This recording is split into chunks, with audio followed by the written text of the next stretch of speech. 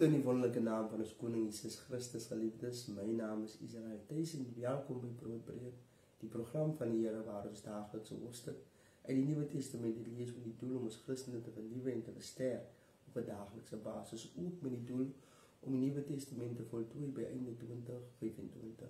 Vandag gaan ons voort met Handelinge hoofstuk 8 en die opskrif lees: Vervolging verstrooi die gelowiges. Saulus het saamgestem met die teregstelling van Stefanus. 'n ewige vervolging van die kerk in Jerusalem het daardie dag begin. Al die gelowiges behalwe die apostels het uitgewyd na die gebiede van Judea en Samaria. Godvreesende mense het Stefanus begrawe en hulle het baie oor hom getreur. Saulus het die kerk oral probeer vernietig. Hy het van huis tot huis gegaan, mans en vroue laat uitsleep en in die tronk laat sit. Die gelowiges wat uit Jerusalem gevlug het so ver as wat hulle gegaan het, die goeie nuus verkondig. Filippus het byvoorbeeld na die stad Samaria gegaan en hulle van Christus vertel. Toe die mense hoor wat Filippus verkondig en die wonders sien wat hy doen, het hulle aandagtig na sy boodskap geluister. Onrein geeste het met groot geskreeu uit baie mense uitgegaan en baie wat verlam en kreupel was, is gesond gemaak. Daar was groot blydskap in daardie stad. In die stad het 'n man met die naam Simon al vir jare lank die inwoners met sy toorkunste beïndruk. Hy het daarop aanspraak gemaak dat hy iemand besonders was. Almal van die geringstes tot die belangrikstes het na hom verwys as die groote, die krag van God. Hulle het hom baie ernstig opgeneem, juis vanweë sy toorkunste. Nou het die mense egter Filippus 'n goeie nuus oor die koningheerskappy van God en die naam van Jesus Christus in die geloof aanvaar. Gevolglik is baie mans en vroue gedoop. Selfs Simon het gelowig geword en is gedoop. Hy het Filippus oral begin vergesel en hy was verstom oor die wondertekens en groot kragte wat hy sien gebeur het. Toe die apostels in Jerusalem hoor dat die mense in Samaria die boodskap van God aanvaar het hulle Petrus en Johannes daarheen afgevaardig. Toe hulle daar aankom, het hulle vir die nuwe Christene gebid dat hulle die Heilige Gees mag ontvang. Die Heilige Gees het nog nie op een van hulle gekom nie, want hulle was nie in die naam van die Here Jesus gedoop nie.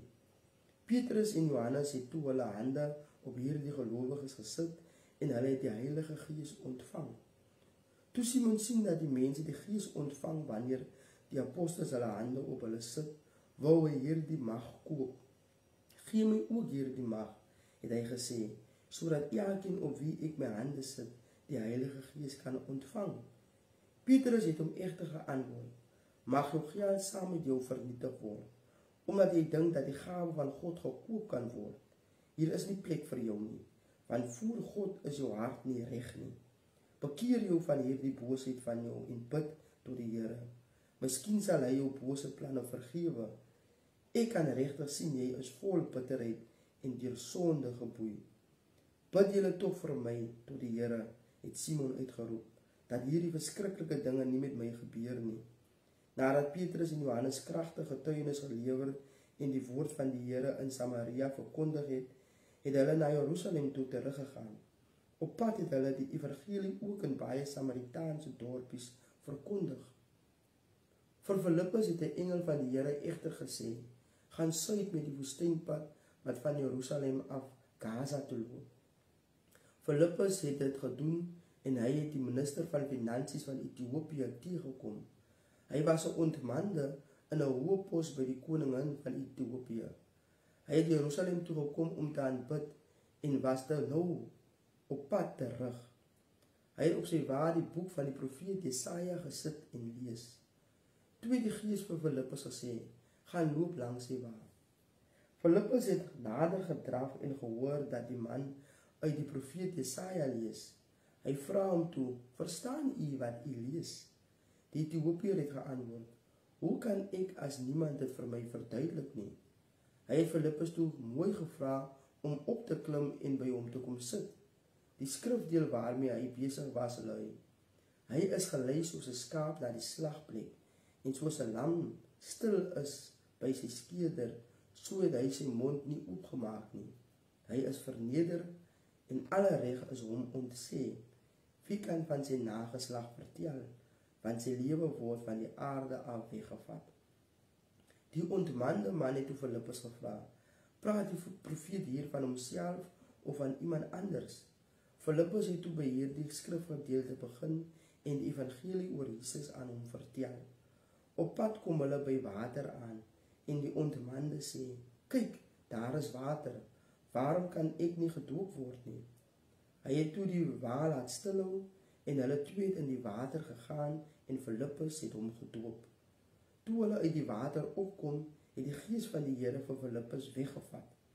Die ontmande het hom nie meer gesien nie en het sy reis met blydskap voortgesit. Toe Filippus hom weer kom kry, was hy in die stad Asdod. Hy het daarvandaan deur al die dorpe die goeie nuus verkondig totdat hy in Caesarea aangekom het. Amen. En daar het ons die geskrewe woord van God geliefdes, onthou, die Here is lief vir u.